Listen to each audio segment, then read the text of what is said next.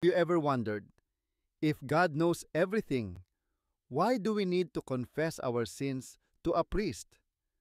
Many Catholics ask this, thinking confession might not be necessary. But here's the truth. The sacrament of confession is a command from Christ Himself. In this video, we'll explore why confessing to a priest is essential. What does the Bible say about confession? And what happens to our souls when we confess sincerely? First off, confession isn't just a church tradition. Jesus established the sacrament of forgiveness for our sins.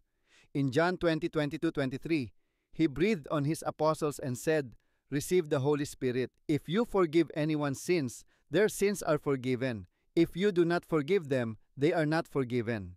Jesus gave His apostles, the first priests, the power to forgive sins, acting as instruments of God. So when we confess to a priest, we're not just talking to a person, we're approaching Christ through them. The Catechism of the Catholic Church states that when a priest gives absolution, he acts in persona Christi.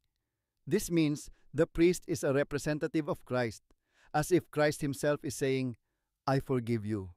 Confession isn't just a mental exercise. It's a genuine encounter with Christ through His church. Sure, we can pray and ask for forgiveness anywhere, but confession assures us of God's mercy.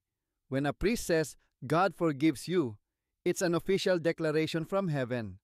As St. Augustine said, "The confession of evil works is the beginning of good works." Recognizing our sins is the first step toward healing.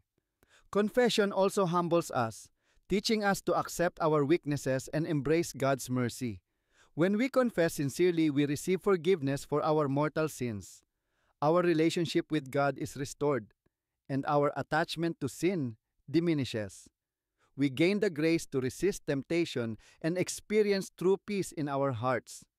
If you haven't confessed in a while, maybe now is the perfect time. God isn't angry. He's waiting for you. Through the priest, He wants to say, "I forgive you, I love you, come back to me."